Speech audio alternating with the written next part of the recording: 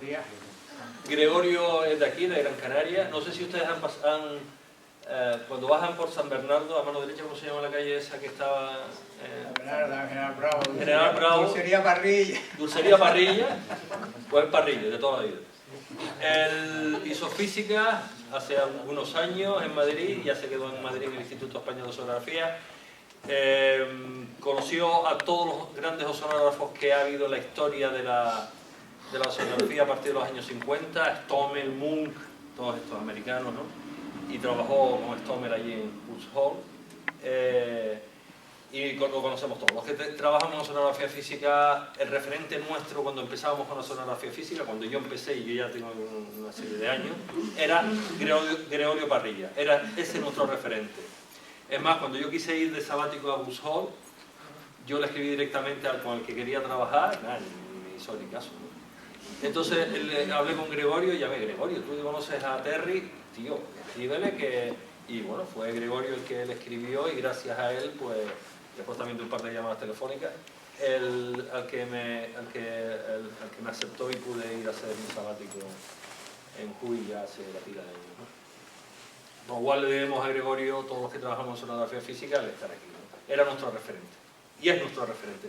Se jubiló porque le dio la gana hace 5 años, no se debería haber jubilado. No, ya había pasado los 65. No, pero podía haber aguantado hasta los 70. Y claro, y ahora lo tenemos que mantener todos los que trabajamos hasta los 95 que se mueran, imagínate. Pues vamos a seguir trabajando. No sigue siendo nuestro referente, es decir, cuando hay alguna historia y tal, Gregorio, ¿tú qué piensas? Entonces lo llamamos o le escribimos un correo al Gmail que tiene y nos contesta y tal, nos va orientando. Sí, es nuestro referente. Pues nada, aquí les dejo a Gregorio. Bueno, buenos días. Buenos días a todos. Yo mi primer y principal deseo y propósito es que no se me aburra, y por desgracia eso pasa, y alguno se me queda dormido, que no ronque. Si otro quiere leer libros, periódicos, lo que sea, que no hagan ruido al pasar las páginas, para que no me despierte a los que ya se han dormido. Y bueno, cuando uno, como has dicho, cuando uno se jubila, la perspectiva de tu profesión empieza a cambiar. Empieza a darte cuenta de otras cosas. Una de ellas es la flaqueza de la memoria.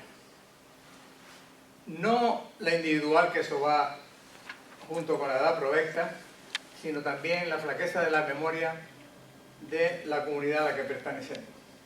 En un par de años, en un par de generaciones nos olvidamos de gente que realmente ha sido muy importante dentro de nuestra profesión. Este es el caso de este hombre, que yo les voy a contar su historia. Además, aquí se añade que en su momento hubo una intención explícita del gobierno de la época respecto a él y a otros muchos de borrar su nombre de la historia del país.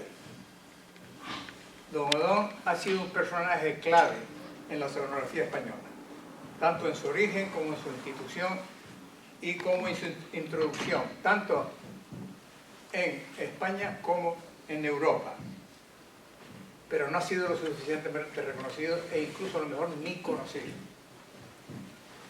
Yo le voy a contar los hechos, los que creo que son los hechos más relevantes de su vida, a exponerle algunas de sus opiniones que creo que dan una idea de su personalidad y de su actitud profesional, y lo que de alguna manera es contarles también un poco la historia de la oceanografía en España.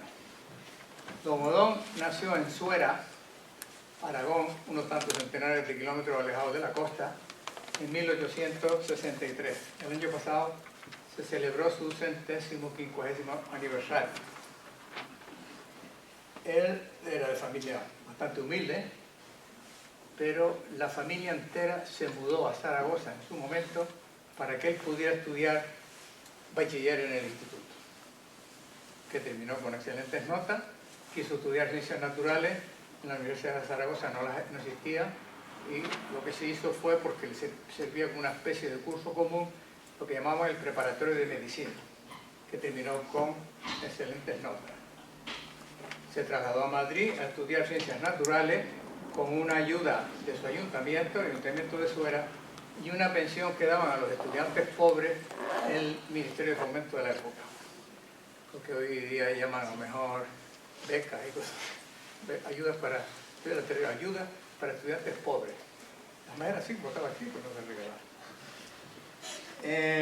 Él cuando llega, empieza a estudiar en la universidad, se da cuenta, empieza ya, y lo escribe en su memoria, que eran unos planes totalmente obsoletos.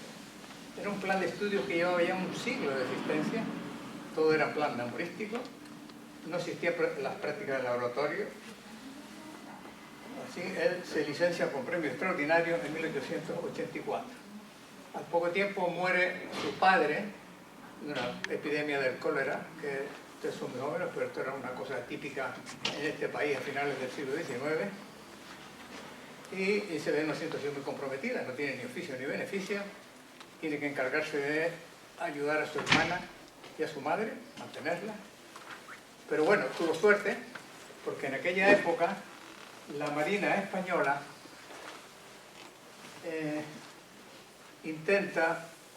organiza un viaje de estudio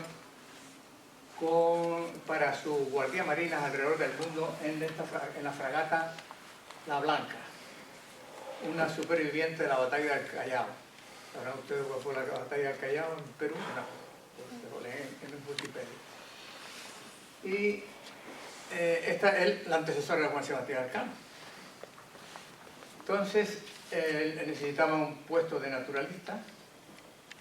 Él se presenta y lo recomiendan sus profesores y se lo dan. Y él es consciente de que él no es investigador, pero sí cree que puede cumplir las funciones de bibliotecario y recolector de información y muestra. El viaje, en vez de ser alrededor del mundo, se reduce a un viaje por las costas nórdicas europeas y por el Mediterráneo occidental africano. La fragata, cuando está por las aguas nórdicas, se avería, tienen que meterla en el puerto para repararla, y él aprovecha ese tiempo para darse una vuelta por las diferentes instituciones científicas y académicas nórdicas, y se da cuenta y aumenta su conciencia del gran atraso español que había tanto en ciencia como en educación. A su vuelta escribe un libro, Christiania Tugor, Christiania es el antiguo nombre de Oslo, pero lo más importante para él, y en sus propias palabras, fue esto.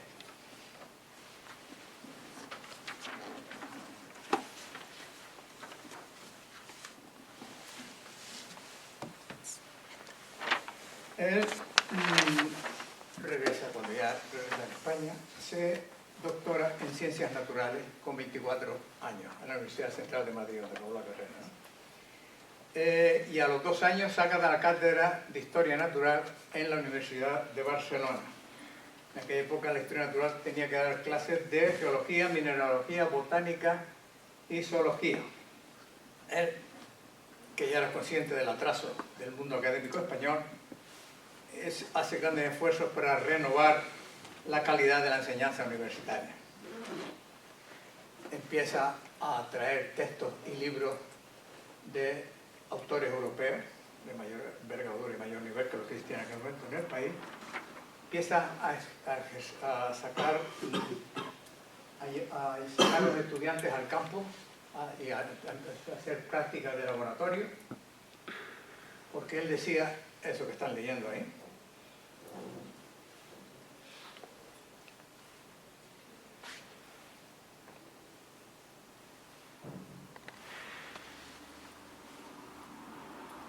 Sus lecciones las daba en la época con un proyector de imagen, lo que era casi una revolución en la época. Y, como les digo, todas sus lecciones estaban basadas en publicaciones ya de las que se usaban en la Universidad Europea.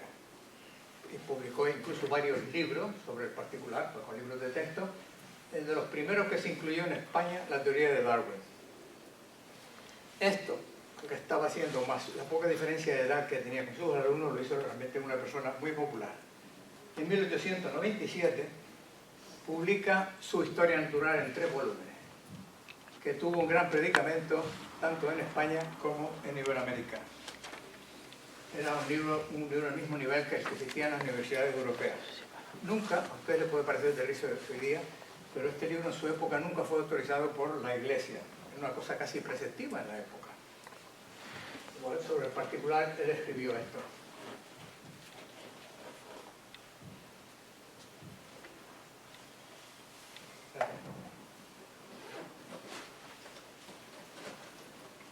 Por aquella época, él, las excursiones que hacía al campo con sus alumnos las hacía básicamente tanto por Cataluña como incluso por las Islas Baleares. Pero entonces empieza a expandir estas excursiones al extranjero, básicamente Italia y Francia. En Francia visita por primera vez el laboratorio Arago, que está en Bagnols-sur-Mer. Este laboratorio había sido fundado por el profesor de la Sorbona, Lacaze, al cual don Odón había conocido en la Universidad de Burdeos cuando fue allí a hacer unos cursos de oceanografía. Entablaron una gran amistad. Don Lacaze-Douthier se convirtió en su mentor, en su colaborador. Ambos compartían muchas ideas, pensaban que era clave la importancia de la educación en la mejora de la sociedad. Odón pertenecía a ese grupo de intelectuales españoles que querían modernizar la sociedad y la vida pública española, porque era, como les he dicho antes, era muy consciente del atraso español en casi todos los órdenes. Les voy a poner un ejemplo de la época.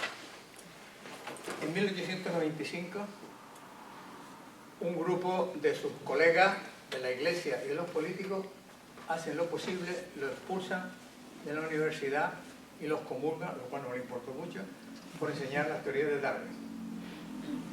Él siguió dando sus clases en locales extrauniversitarios hasta que al cabo de unos meses la presión de los alumnos y de otros grupos consiguieron reinstalarlo en su cátedra. Esperemos que con los movimientos actuales que estamos viendo por ahí no volvamos a una época parecida. Él visitó Bagnols-sur-Mer con el laboratorio con sus estudiantes durante muchas épocas, que tienen una foto de él visitándolo, y embarcaba en los barcos que había en Bagnols. Aquí está en el Roland II, en una campaña en la que estaba dentro del círculo. Y en estas campañas recogían muestras que usaba después en sus lecciones, en la cátedra, y también la usaba para dar muchas charlas divulgativas en los sindicatos, cofradías de pescadores, en todos sitios. Yo estoy viendo una cosa, veo aquí, veo a esta gente que lo tengo aquí atrás, mano a la derecha.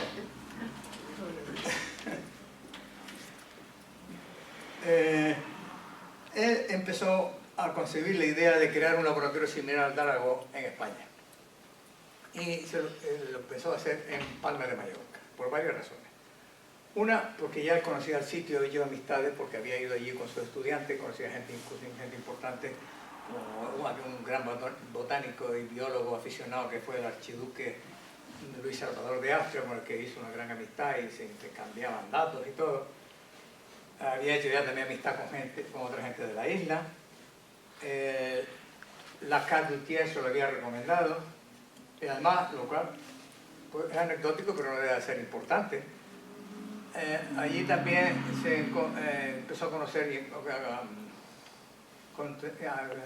tratarla mucho a la que sería su futura mujer, Rafaela Lozano, que no era de allí, pero tenía un pariente allí, lo visitaba con frecuencia, y a lo mejor si hubiera sido aquí en Canarias, me hubieran creado el primer instituto aquí. Poco antes de la muerte de Lacaze-Douthier, en 1901, Odón hizo las gestiones correspondientes de tal manera que el gobierno español le concedió a Lacaze-Douthier la Gran Cruz de Isabel la Católica, que le llevó el rector de la Universidad de Barcelona en mano, junto con un busto de él que hizo Benlliure, famoso escultor español muy amigo de don Odón, y al que también hizo otro busto de don Odón, que está a la derecha. Estas son copias que existen en nuestro instituto en Madrid. Él, después de la muerte de Lacaze, continuó haciendo las visitas al laboratorio de Aragó con sus estudiantes o solo hasta casi el final de sus días. En 1904, por fin, se inaugura el laboratorio oceanográfico Puerto Pi en Palma de Mallorca. No fue el primero, fue el segundo, porque en 1889 ya Augusto González Linares había fundado la estación zoológica en Santander.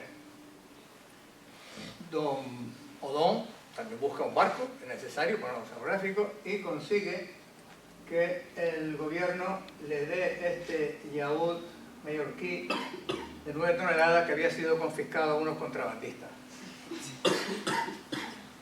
Este fue prácticamente el primer barco oceanográfico español, y en unos cuantos muestreanos. Antes de seguir, le quiero hablar un poquito de la actividad política de Don Odón. Un poquito de agua aquí. Porque su actividad política fue fundamental en su vida. Por un lado, desgraciadamente fue la que le causó los grandes disgustos al final de su vida, pero por otro fue la que le ayudó a conseguir sus fines. Él desde muy joven fue un activo republicano y liberpensador. Fue seguidor de Salmerón y colaborador de los famosos, de los dominicales del libre pensamiento, que dirigía el que sería su futuro suegro, don Fernando Lozano, conocido famosamente, no por ustedes, son de jóvenes por Demófilo, pero si lo buscan por ahí verán que gente muy importante era.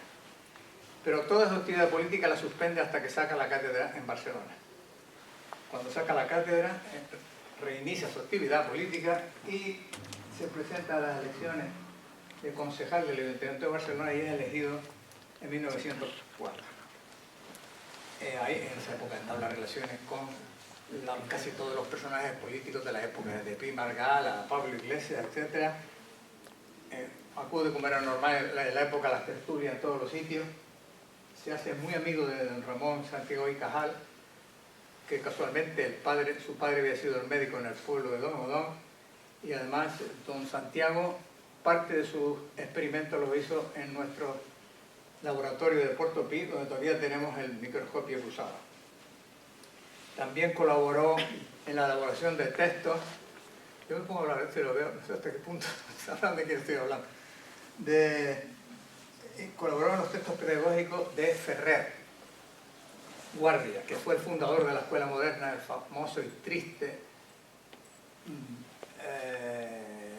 protagonista de la terrible Semana Sangrienta de Barcelona. En 1906, él, que era de la Unión Republicana de Salmerón, se unen a lo que llaman Solidaridad Catalana y gana las elecciones y lo nombran senador. Durante toda esa época descuidó bastante su actividad científica, pero hizo una enorme cantidad de amistades y conocimientos, muy diversos estamentos, que fue fundamental para después sus planes tendentes a organizar la investigación oceanográfica en el país.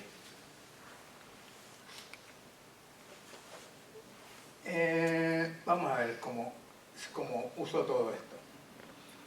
Inaugurado el laboratorio de Puerto Pi, le escribe una carta a Jules Richard.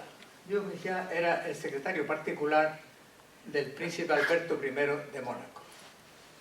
El príncipe Alberto I de Mónaco era contraalmirante de la Armada Española, íntimo amigo de la familia real, gran oceanógrafo, de los primeros que hubo, hizo una enorme cantidad de campañas, fundó el Laboratorio Oceanográfico de Mónaco y el Museo Oceanográfico de Mónaco. Es bisabuelo, tatarabuelo del actual Alberto II de Mónaco, lo cual es una idea de cómo degenera el linaje. Y en la carta esta se da a conocer a Jules Richard y dice: oye, tenemos este laboratorio, hacemos esto, estamos a la entera disposición de ustedes para colaborar en lo que haga falta, echar una mano en lo que se necesite. Y apunta una carta dirigida también a Alberto I de Mónaco. Aquí estuvo hábil porque a lo mejor se le hubiera dirigido la carta directamente a Alberto y lo hubiera abierto. Hacerlo a través de Jules Richard, este sí se la dio a Alberto. En ella dice más o menos lo mismo: a su disposición para lo que haga falta, ayudamos a sus planes internacionales que tenía el príncipe en aquella época, etc. En 1911 consigue que los presupuestos del Estado le financien un segundo laboratorio subsidiario del de Palma en Málaga. Ese mismo año el 11 de noviembre del 1911, ocupa la cátedra de Historia Natural en la Universidad Central de Madrid. Él lo dice rotundamente, él se quiso ir a Madrid para allí estar en el ambiente y en el ámbito en el que él podía luchar por crear un Instituto Español de Oceanografía. Él en Madrid siguió con sus costumbres académicas, igual, o sea, en salidas al campo, de educación moderna, etc. En 1912, el príncipe Alberto es invitado a Madrid a dar una conferencia en la Real Sociedad Geográfica y en el Ateneo. Y se queda a vivir con los reyes, pero le ponen de Cicerone a Don Odón. El príncipe pública y explícitamente apoya los planes de Don Odón, que además Don Odón aprovecha la ocasión para darse también a conocer a la familia real española. En el verano del 1913, Don Odón da una conferencia dentro de un ciclo que se organizaba la Sociedad Oceanográfica de Guipúzcoa, en San Sebastián, y inesperadamente asiste el rey a escucharla. El mismo Odón dice que tuvo tal éxito que se quería que condujeran a las autoridades a tomar la decisión de financiar su proyecto, el Instituto Español de Oceanografía. Don Odón, ¿cómo diría esto? Fue un hombre pragmático. No fue ni una revista ni un aprovechado. Fue capaz de establecer relaciones de amistad y políticas con una enorme gama de personas de muy diferente, perdón, una cantidad de personas de muy diferente gama política y social.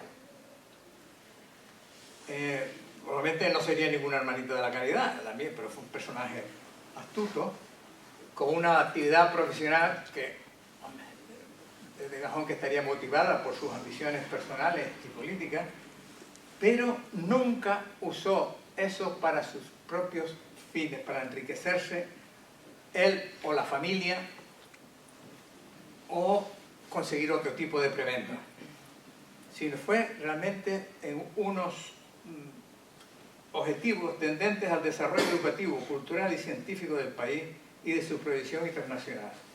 Creo que sus propias palabras lo dicen mejor que yo lo que él piensa.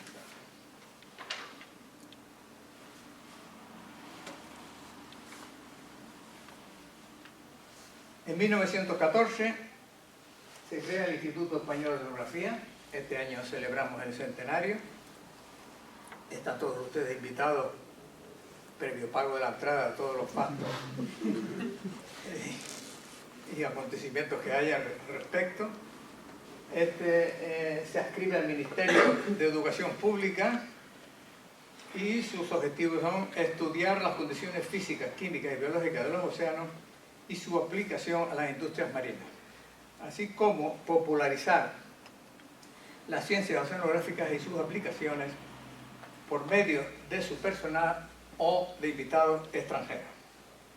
El Instituto Español de Oceanografía incluía los laboratorios de Palma, el de Málaga y en la Estación Zoológica de Santander. Esto le costó la enemistad a Don Odón de muchos de sus colegas en el Museo de Historia Natural de Madrid, que tenían previsto que esta estación tuviera otros fines. Los servicios centrales se establecieron en Madrid y se proyectaron dos nuevos laboratorios, uno en Vigo y otro en Canarias. El de Canarias no se creó hasta 1927 aquí en Las Palmas. Creo que Negrín echó una mano. Este laboratorio estaba a la altura más o menos de esta hoy día del Metropol. Aquí en esta foto, ven ustedes a joven, en un curso en el 25, fue la primera oceanógrafa española, doña Emma Bardán, y que fue también la primera oceanógrafa que hubo en el laboratorio de Las Palmas, acompañando a su marido, don Luis Bellón, que también era biólogo, que fue el director. Pasa que este laboratorio, debido a la negligencia tanto de las autoridades locales como nacionales, se cerró en el 1935 y al próximo se abrió en el Chicharro. El instituto programaba cruceros periódicos de acuerdo con la Marina y tenía que realizar todos aquellos trabajos asociados con las instituciones internacionales que habían en la época, y el personal del instituto podía hacer su trabajo compatible con la enseñanza. La organización se inspiraba en la de Mónaco, pero había una gran diferencia, porque en aquella época los laboratorios europeos eran prácticamente los científicos que iban allí, que eran todos catedráticos, profesores de universidades, solo iban en verano, cuando tenían vacaciones.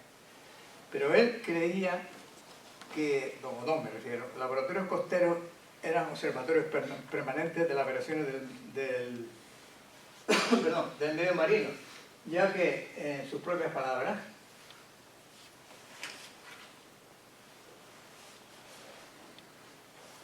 que levante el dedo cuando acabe de leer. Los primeros científicos del IEO fueron reclutados, obviamente, en las facultades de ciencias. Algunos ya habían estado en los laboratorios de Nápoles o en Aragón, o habían embarcado en barcos oceanográficos extranjeros. La Marina puso sus barcos a disposición del instituto. Aquí vemos una foto de Hernán Cortés haciendo campaña. Vean qué bien trajeados iban a las campañas. Este es aquí recogiendo una red de plancton. Este es un clásico mapa de una campaña alrededor de la isla Baleares en 1915. El presupuesto, diciendo, era muy bajo, y además dijo que el Ministerio de Educación, el ambiente era bastante hostil. Entonces se enfadó y cogió y transfirió el instituto al Ministerio de Marina, conservando su carácter docente. Se preocupó mucho de montar una buena biblioteca. Todavía se ve en el instituto nuestro, la biblioteca tiene unos ejemplares estupendos. Y incitó a la publicación de las publicaciones en el instituto, que tiene nada, prácticamente al poco tiempo de empezar el instituto ya empezaron a hacer el boletín de pesca, las notas y resúmenes, las memorias, etc. Quiso hacer un gran acuario marino en el Retiro, pero no pudo. Pero en su defecto, como curiosidad, hizo un pequeño acuario de agua dulce en los sótanos del edificio del Instituto en Madrid, que su hijo, que era parasitólogo, cuando trabajaba en el instituto, Sadí, lo usó para aclimatar la gambusia, un pescado, si aquí algunos ecólogos sabrán mejor que yo los pros y los contras de este bicho, un pescado de América que se trajo a España porque se comían las larvas de los mosquitos que producían el paludismo. Entonces estos peces se aclimataron ahí en ese pequeño acuario. El primer envío se hizo a la provincia de Cáceres, en las zonas palúdicas de aquella provincia, y después tuvo un gran éxito y se llevó al resto de España. E incluso Henry Ford, el primer Henry Ford, el que creó la gran empresa, que tenía una gran casa en Cannes, le escribió al instituto solicitando que le enviara estos bichos porque él tenía unas zonas palúdicas importantes al lado de su casa. Don Adón también consideraba que el instituto debía tener una labor divulgadora fundamental, porque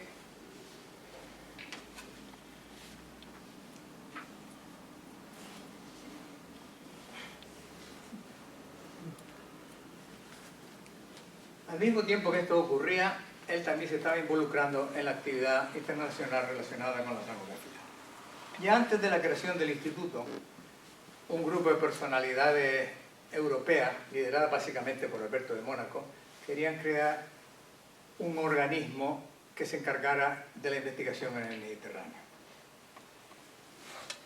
En 1913, durante un congreso de zoología que hubo en Mónaco, se reúnen y proponen la creación de la Comisión Internacional para la Exploración Científica del Mar Mediterráneo, lo que se conoce hoy día por el CIENS. Se planteó una conferencia preliminar del CIENS en 1914. Odón intentó que esa se celebrara en Madrid para echarle una mano en el primer año del instituto que acababa de crear. Por suerte se celebró en Roma en febrero, y allí se llegó a un acuerdo de que la próxima reunión, que sería la inaugural, sería en Madrid en 1915. Pero no se pudo celebrar en 1915. Supongo que sabrán, la mayoría de ustedes, por qué, porque hoy, en 1914, a mitad de 1914, estalló la Primera Guerra Mundial. Entonces, hubo que esperar. Pero bien, otro paréntesis que le voy a hacer para que vean de qué madera estaba hecha la gente de aquella época. En 1916, el gobierno italiano, yo todavía no tengo muy claro por qué se le ocurrió, pero así fue, decide inaugurar en Mesina el Instituto Central de Biología Marina. Entre otras razones porque en aquella época creían que la guerra acababa ese año. Creían que las guerras de la época napoleónica que iban a durar poco. Y entonces invitan a los científicos europeos, pero ya estaba toda Europa en guerra. Solo asisten dos, Joubin de Francia y Odon de España, que además va acompañado por su mujer y atraviesa Francia e Italia, que son países que están en guerra. Llegan a Mesina, que hacía unos meses había sufrido un tremendo terremoto, la ciudad estaba medio destruida, y pues inauguran aquello y se reúnen e incluso intentan crear lo que ellos llaman una comisión del Mediterráneo Occidental que funcionaría a partir de Málaga. Es más, don Odón cuenta cómo casi no había luz en guerra y el terremoto. Tenían que trabajar con las ventanas, con las cortinas bajadas para evitar los bombardeos. Bueno, pero ya saben ustedes, la guerra duró hasta el 19. Y en ese año, el 19, por fin, se celebra en Madrid la sesión inaugural del 100. Ahí tienen una foto de esa sesión inaugural en el Senado español, presidida por el rey Afonso XII. Las secciones más específicas se celebraban en el Instituto Español de Oceanografía, que por visto pidieron los tapices a la Casa Real para adornar las paredes y cosas de esas. Esa es una foto, una portada que salió en el periódico ABC de la época. Como primer presidente, obviamente, eligieron a Alberto I de Mónaco y fueron los países fundadores: Egipto, España, Francia, Grecia, Italia, Mónaco, Túnez y Turquía. Hoy día ya son 23 países. Ahí tienen una foto de todos ellos firmando, el que está en el círculo de Don Odón. La firma de todos ellos ahí. Acordaron varios trabajos. A España, obviamente, le tocó el del Estrecho de Gibraltar. Esa es una maqueta que el príncipe Alberto mandó a hacer con los datos de batimetría que tenía el del Estrecho y que regaló al Instituto en 1921, aunque el Instituto no limitó su trabajo al Estrecho de Gibraltar, porque incluso llegaron haciendo trabajos hasta Baleares, Cosas e incluso hasta los Dardanelos, a veces usando el yate real español Esmeralda. Odón es el que está marcado con la flecha y delante de él sentado está ya en sus últimos años el príncipe Alberto de Mónaco. Pero este mismo año, en 1919, se creó la Unión Internacional de Geodesia y Geofísica, que tenía una sección que se llamaba Oceanografía Física y que hoy día se llama JAXO, cuyo primer presidente también fue otra vez Alberto I de Mónaco, y tenía también una subsección de oceanografía biológica. Pero no para ahí la cosa. Ese mismo año se crea la Unión Internacional de Ciencias Biológicas con otra sección de oceanografía. Tanto don Odón como el príncipe pensaban que era un tanto disparatado en estos sitios tener diferentes secciones oceanográficas. Sobre todo en una especialidad como la oceanografía, que no es una ciencia básica, donde la investigación necesita interacción entre las diferentes especialidades. Entonces ellos siempre intentaron crear una asociación internacional independiente de oceanografía, unificando todas estas y sacándolas de ahí. En el 1924 muere el príncipe y eligen a don Odón presidente de lo que hoy día se llama el JAXO. Él sigue con su intención de unificar todas estas secciones de oceanografía. Además quiere que, en su defecto que esta sección de oceanografía física sea una confederación de instituciones oceanográficas con un carácter más diplomático, porque él pensaba que las instituciones académicas, con alguna excepción, no tenían ni los medios ni eran apropiadas para apoyar el mandato de una sesión como esta. La verdad que en esto no tuvo mucho éxito en esos fines, y ya hasta que en 1930 ya deja de ser presidente de IASO, lo sustituye Martin Knudsen, y yo que sepa es el único español que ha sido presidente de la IASO.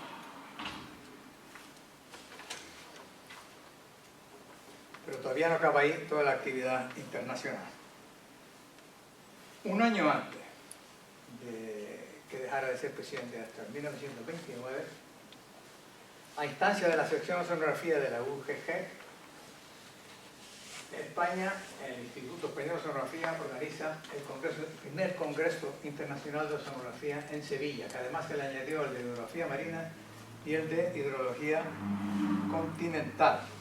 Aquí tiene una lista de contribuciones, un momento para que vean ahí, nombres realmente importantes, están Desbertrud, Defan, Helen Hansen, y biología ya los conozco menos, pues supongo que ustedes podrán identificarlo.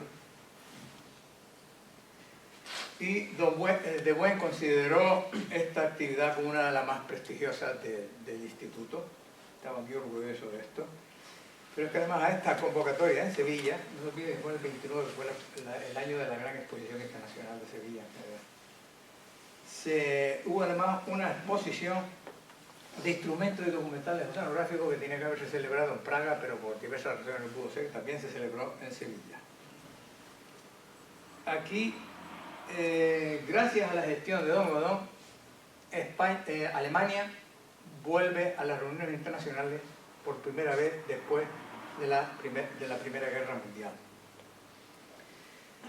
Además de Alemania, asistieron países de toda Europa y de otras partes del mundo, como China, Japón, Australia, India, Estados Unidos, la Unión Soviética y casi toda Iberoamérica.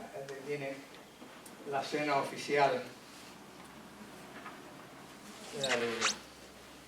Sigamos con la actividad internacional, porque fue una época de bastante efervescencia en ese aspecto. Unos años un poco antes de esto, en 1924, los embajadores británicos y franceses le piden al gobierno español que se hagan miembros de lo que se llamaba en aquella época el Consejo Internacional para la Exploración del Mar, que tenía la sede en Copenhague y que básicamente estaba formado por todos los países nórdicos europeos, pero querían extenderse hacia el sur, en el cual le interesaba que se incorporaran países más meridionales. Entonces, el gobierno de Duda, ¿qué hace? Preguntarle a quién le iban a preguntar. Oiga, don Odón, ¿qué pasa? Nos hacemos miembros, no hay problema. La primera delegación, obviamente, está constituida por él y por Giral. ¿Saben quién fue Giral? En aquella época era catedrático de la Universidad Central de Madrid y secretario general del instituto. Pero por si no saben, lean algo sobre Giral porque es un tío muy importante.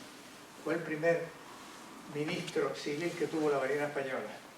Fue presidente del gobierno de la República en el exilio.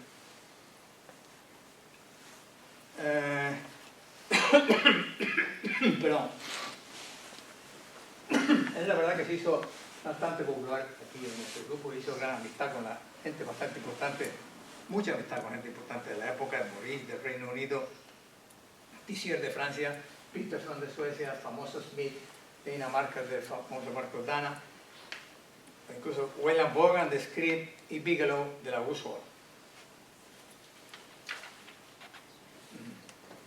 En la sección de oceanografía de la IUGG que vimos antes, le había encomendado a Don Odón que intentara incorporar al máximo de países iberoamericanos que pudiera. Pero Don Odón fue más allá.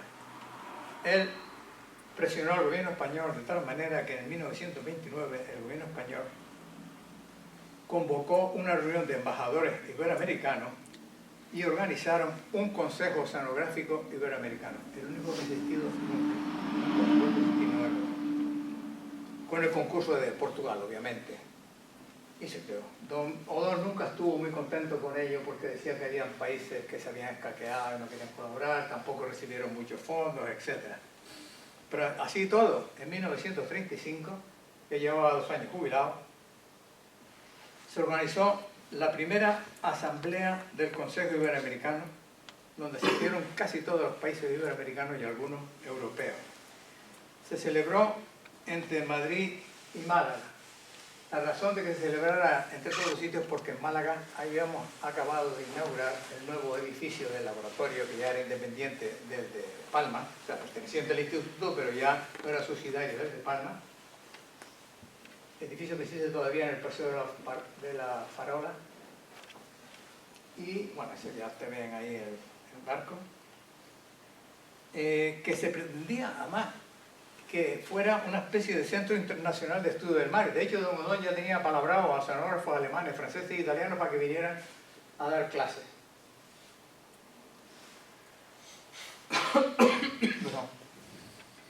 E incluso intentó que se estableciera ahí el Bureau de Hidrografía, lo que llama la Oficina Internacional, que es la encargada de las cartas náuticas y mapas, el mundo que hoy día está en Mónaco.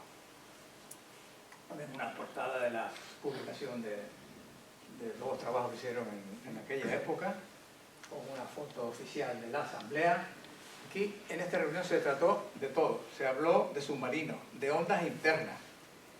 Defan presentó sus datos atlánticos que había obtenido con el Meteor. Se habló de él, la primera vez, de hacer un túnel a través del estrecho de Gibraltar.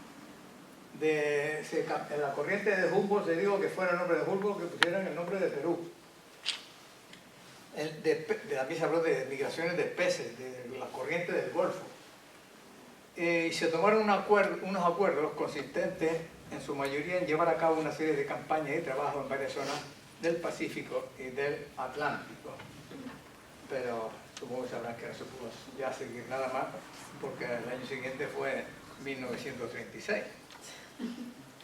Don Odón, él mismo en su memoria dice que se encontraba en la cima de la felicidad. Había conseguido prácticamente todo lo que quería, la familia estaba sana, los hijos tenían unas prometedoras y realmente ya establecidas carreras profesionales, eran gente de todo reconocido, había ganado la República y se encontraba a gusto.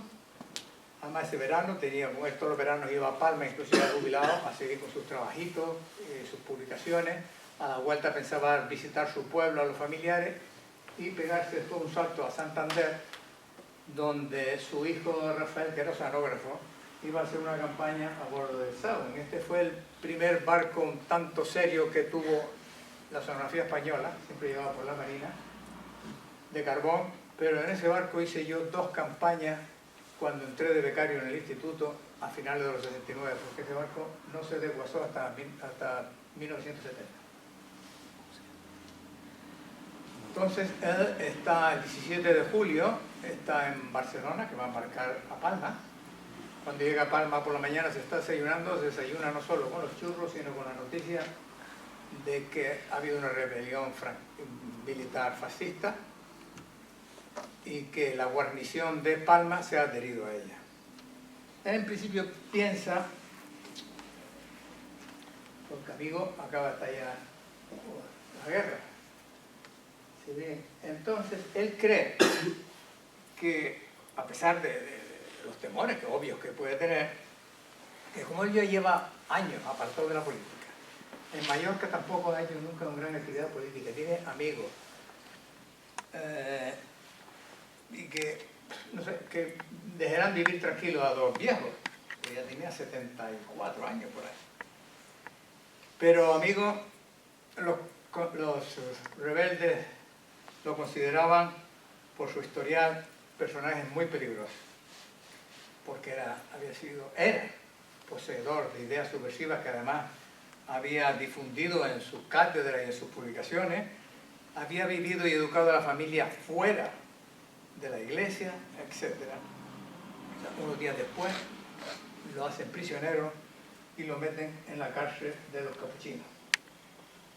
Allí se encuentra a gente de muy diferentes estratos sociales: catedráticos, campesinos, alcaldes, obreros, maestros, abogados, médicos, etc. Casi todos ellos con un pecado común: haber sido republicanos.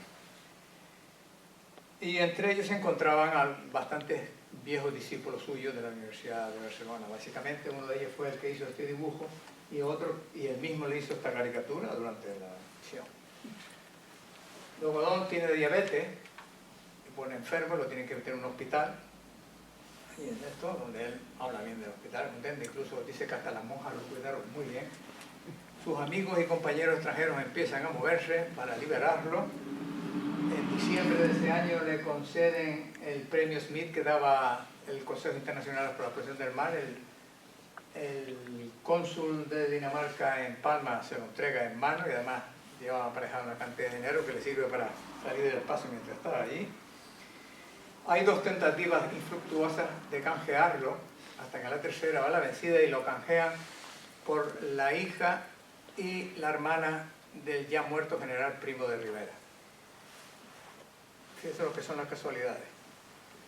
Cuando el general Primo de Rivera era un joven que estaba preparando el ingreso en la Academia Militar de Zaragoza, un joven universitario, para ganarse unas perras, le estaba dando clases particulares. Ya supongo todos que sabrán quién era ese joven.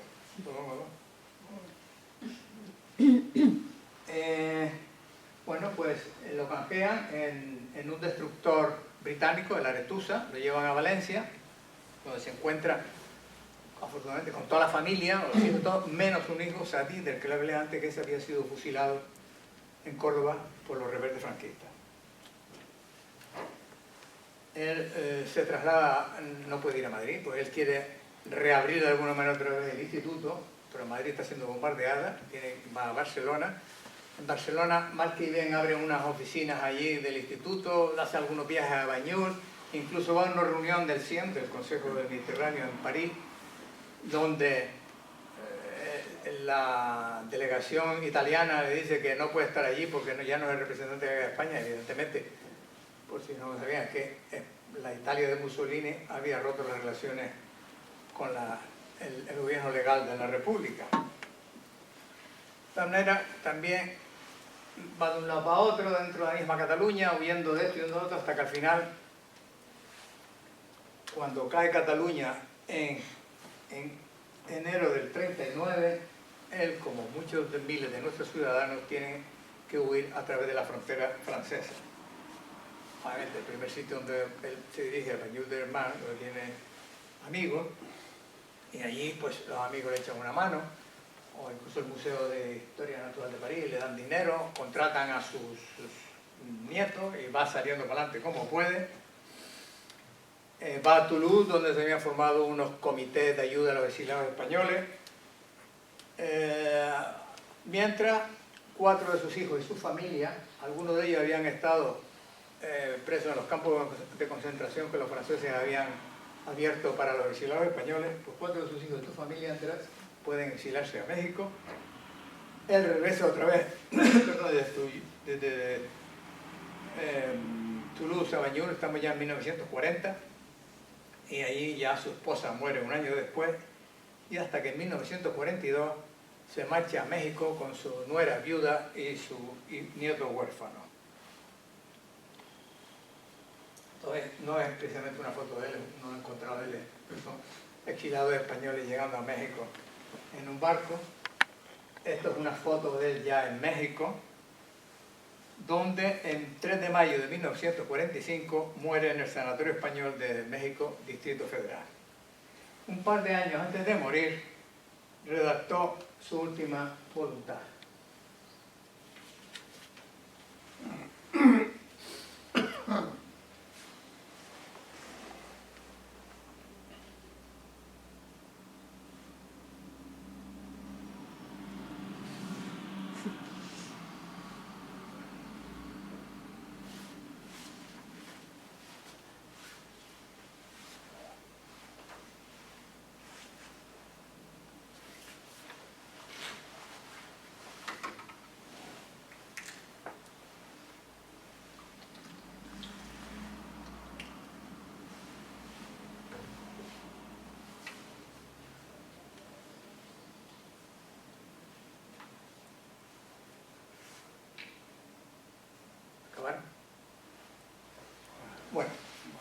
Yo entré de becario en el instituto a finales de los años 60, 60 y 67. Yo hasta unos 10 años después, yo y los que entramos juntos, no sabíamos quién era este hombre. Los jóvenes no sabemos quién era, se borraba. Pero es que los mayores que ven allí, nadie decía nunca nada. No comentaba nada y probablemente lo sabían. Pues incluso allí había un señor, Fernando Lozano, que después fue catedrático de biología en la Universidad de La Laguna, era sobrino de él. Nunca nos enteramos de nada. Además, es que el instituto sufrió unas tremendas purgas después de la guerra civil. Mucha de esa gente nos metieron a la cárcel, tuvieron que salir corriendo o los echaron del instituto. No hasta mediados de los 80 cuando se empieza a recuperar su memoria. Se le empieza a hacer ya pequeños homenajes en su pueblo. Algunos de sus descendientes mexicanos regresan a conocer a los parientes españoles. Se reeditan algunos de sus libros, ya se le da un nombre a la plaza en el pueblo y se recupera el colegio público que tenía su nombre pero que se le borró, lo vuelven a recuperar. Recuperan el busto, el original de la copia que lo enseñé antes de él, que estaba tirado en la carbonera del ayuntamiento, hasta que en 2003 ya se hace su gran homenaje oficial público, se repatrian sus restos e intervienen no solo familiares, autoridades del estamento, el Instituto Español de Etnografía, etc. La institución, Fernando es católico, publicará sus memorias recogidas por una nieta, memorias que realmente están escritas de memoria porque pocos documentos tenía él, que se quedaron casi todos en Madrid o los fueron destruidos para poder escribirlo. Además, les pongo un par de direcciones web donde pueden ver más información sobre él y un libro que acaba de hace unos meses, una nueva biografía que ha sido publicada hace unos meses. Y esto es todo lo que tenía que contarles. Y pueden despertar aquellos dos o tres ahí de la fila 4. Y si tienen alguna pregunta, observaciones, recomendaciones, lo que sea, salen por aquí, la tercera puerta a la derecha, la del maestro Armero. Así que, bueno, no, es una broma. Si tienen alguna pregunta, yo acabo allá. Muchas gracias por haberme oído.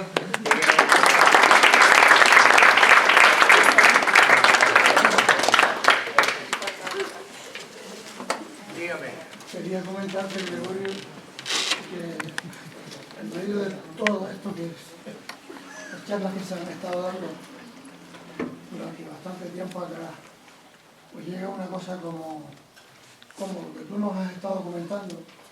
Entonces nos sitúa, de verdad nos sitúa en un mundo de un gran prestigio científico que ha habido en nuestro país. Así que nosotros no hemos sabido, quizás una buena mayoría, no hemos sabido valorar, no hemos podido, que todo ha sido luego o antes referencia a otros lugares donde realmente se investiga con muchos recursos y tal. Pero el hecho de ver este pionero, ¿no?, de la investigación, como también nombras a don Santiago Ramón y Cajal y tantos otros, por lo menos a mí particularmente me reconcilia, ¿no?, con nuestra historia, cómo tantas cosas avanzan gracias al tesón de gente como esta, ¿no? Es decir que, como tú dices, para poder llegar al príncipe Alberto de Mónaco, en vez de hablar con el otro, que no había hecho ni caso, pues se encuentra el recurso de hablar con, no me acuerdo cómo se llamaba, el secretario, ¿verdad? Y así, ¿no? Y luego, y por último, cómo la vida de esta gente siempre, o de tanta gente, y de nuestro país, lo quiero decir así, está siempre señalada por un antes y un después de la Guerra Civil de España. Claro, que es una cosa determinante. Y claro, la gente de la nuestra, recordamos, toda esta gente, para ellos es el no, pasado. por eso lo he hecho adrede, porque vamos a ver,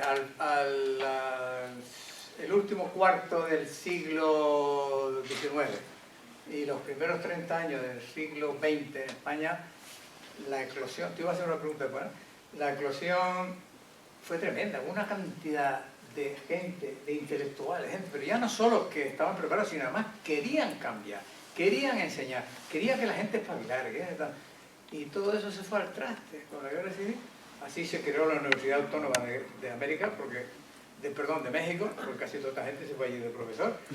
Los hijos de Don Owen, que fueron oceanógrafos, uno fundó el laboratorio de la FAO en Valparaíso, en Chile, el otro dio clases en 3 o 4 universidades en México, no me acuerdo exactamente, en 3 o 4 cuáles, pero como ellos vieron, ni de. ¿Y esa gente? Aquí yo cuando empecé a estudiar en la universidad, en La Laguna el primer año, al principio de los 60, ¿cuántos no habían allí? Gente importante que había en esa universidad y que lo habían dado de lado y lo habían metido ahí a hacer lo que pudieran o a dar clases particulares tirados por ahí. Señorita. Mi pregunta es, si Odón fue tan importante en la historia, ¿cómo es posible que la comunidad científica internacional se olvidó de él, básicamente? Sobre todo en la época de la Guerra Civil Española. No se olvidó de él. Le dieron el premio Smith.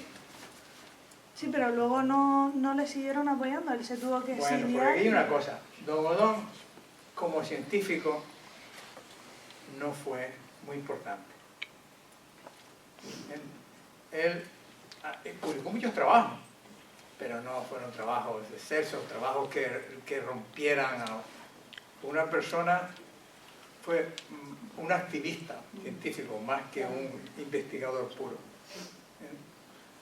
Y todo lo que se hizo en España en oceanografía lo hizo él. Pero es que además él motivó el CIERS. En todos los sitios en que estuvo internacionales motivaba, lo reconocían, hacían caso, ¿entiendes? Era una persona de este tipo. Y otra pregunta. Opinión para usted, me gustaría saber su opinión. ¿Cree que el sistema educativo actual que tenemos ahora sigue siendo tan deficiente? Yo creo que... ¿Comparado con la Unión Europea? Yo creo que no. Bueno, pero vamos a ver una cosa. En primer lugar, yo sé que en estos momentos no hay un duro. Pero también sé, porque además está saliendo últimamente mucho en los periódicos, el terrible problema de la endogamia de la Universidad Española.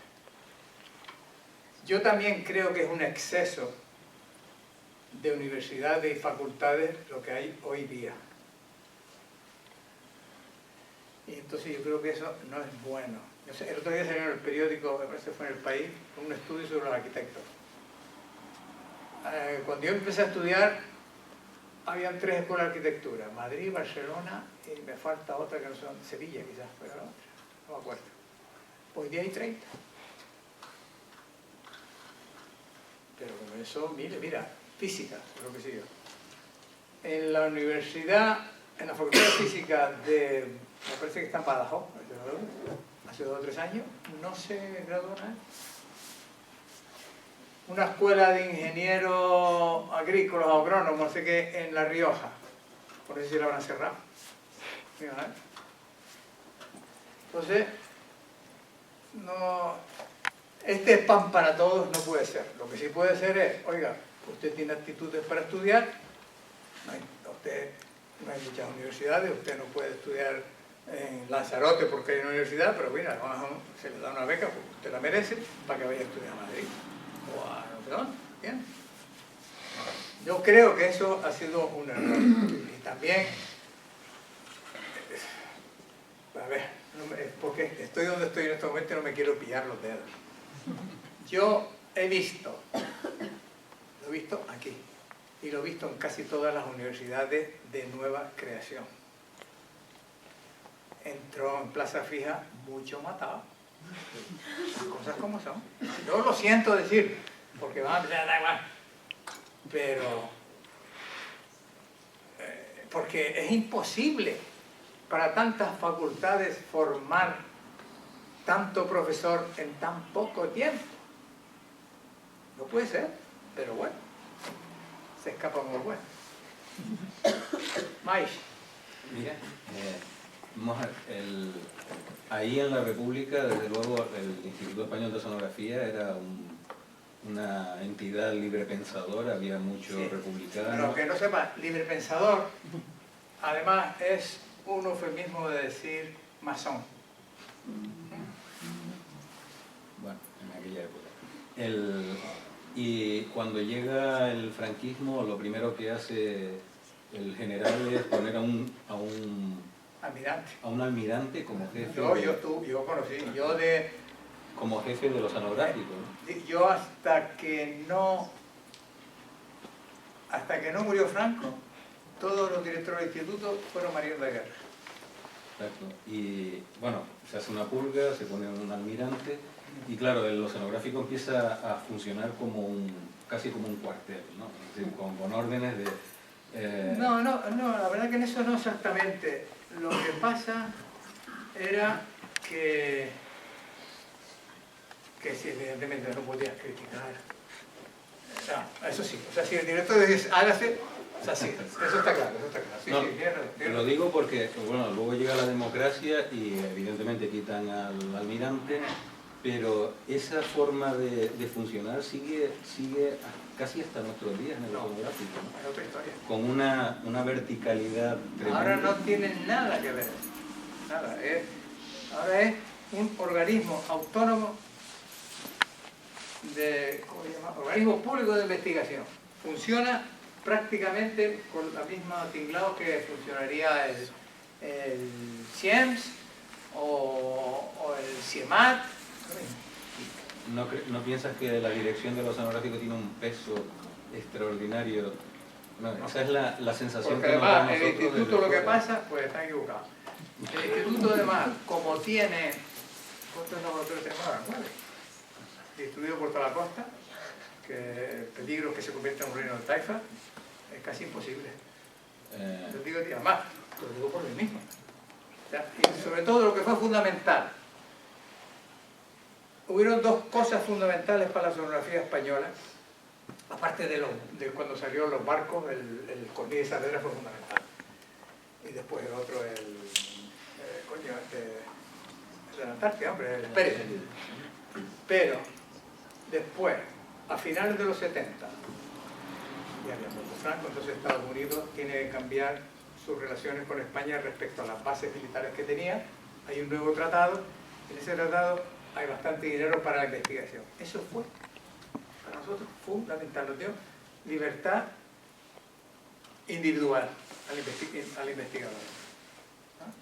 Pero después, además, la manera en que empezó a financiarse la ciencia, ya fuera por los programas aquellos del CSIC al principio, la Unión Europea, eso ya es imposible que un director de una institución pueda tener ese control. Bueno, la sensación desde fuera es todo lo contrario, no es la libertad que se goza en la universidad, desde luego, ¿no? Y de hecho, bueno, pues ha ocurrido que desde la dirección pues se veta a determinados investigadores en determinadas investigaciones. Y eso está lo que ahí, ¿no? pasa, porque eso te pasa a ti en un ayuntamiento y en un organismo, porque ha pasado también en el Consejo de Investigaciones. O sea, basta, ¿no? En el Consejo, basta que el ministro, por alguna razón, sufra presiones por algo para que se intenten al director, porque al fin y al cabo el director lo pueden quitar en cualquier momento, ¿entiendes? En cambio, yo siendo funcionario, para que me quiten de funcionario tengo que asesinar al director a lo mejor, si no, sigo allí perdida. No, el tema es que además se ha trasladado a otras instituciones que han visto ese modelo, yo creo que llegado de los generales, ¿no? en determinadas instituciones, ¿no? Sí, lo digo Yo pasé 40 años en el instituto y efectivamente cuando estaba regida la Marina, el barco que tengo marcado yo en un barco de la Marina, ¿sabes? Es de la época, como te cayera un comandante podía pasar cualquier cosa, pero hoy día no tiene nada que ver. Desde los años, mira, desde que Miguel Oliver, ustedes no se acuerdan de Miguel Oliver fue el primer director civil del instituto nuestro, ¿no? Cambió por completo. Una pregunta por allí. No sé, a ver, sí, pues espera, que no te para todo, aquí esta gente paga, coño. Es que tenemos un examen ahora. Ah, Un negativo cada vez. Una pregunta bastante... Oye, que maestre ya. Que se vaya a 2 negativos. No, váyase. Es broma. Es broma, pero que se fijen quién se va. Váyase, si tiene el examen, váyase. No vaya a tardar en el examen. ¿Qué aula es para pasar por allá? No, yo te quería preguntar que por qué nombraron a ustedes Pues sí,